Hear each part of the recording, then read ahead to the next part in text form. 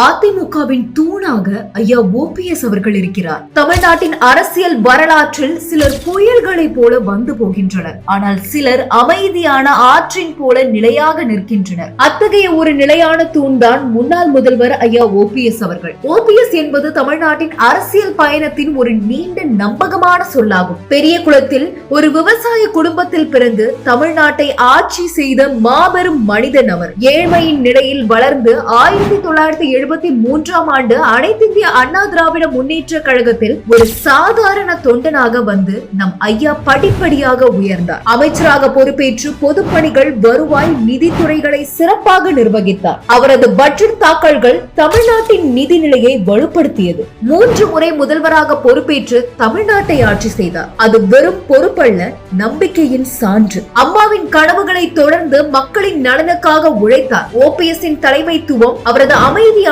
நேர்மையான தன்மையால் விளங்குகிறது. 2017 ஜல்லிக்கட்டு போராட்டங்களின் போது இளைஞர்களின் குரலை கேட்டு பாரம்பரிய விளையாட்டை பாதுகாத்து ஜல்லிக்கட்டு நாயகனாக வலம் வருகிறார். இது அவரது மக்களுடனான இணைப்பை வெளிப்படுத்தியது. எதிரிகள் ஒன்றிணைந்து அதிமுகவை வீழ்த்த நினைக்கின்றனர். ஆனால் எடப்பாடி அவர்களோ பிரிந்திருக்கின்றவர்களை ஒன்றிணைத்து கழகத்தை காக்காமல், ஒற்றுமையை விரும்பாமல் இயக்கத்தை அழிக்க நினைக்கிறார். ஆனால் ஐயா அவர்களோ தன் வாழ்வையே இயக்கத்திற்காக அர்ப்பணித்து வருகிறார். கட்சியின் ஒற்றுமைக்காக நின்று போராடும் அதிமுக தொண்டர்கள் உரிமை மீட்பு குழுவின் நடவடிக்கை ஒற்றுமைக்கு உரமாக திகழ்கிறது. இன்றும் இயக்கம் நலனுக்காக எந்த எதிர்பார்ப்பும் இன்றி போராடி வருகிறார். ஓபிஎஸ் என்பவர் வெறும் அரசியல்வாதி அல்ல, அவர் விசுவாசத்தின் சின்னம், உழைப்பின் உருவம், இயக்கத்தின் அடையாளம். அவரது அரசியல் பயணம் ஏழ்மையில் இருந்து உச்சத்திற்கு சென்ற அரசியல் ஞானி.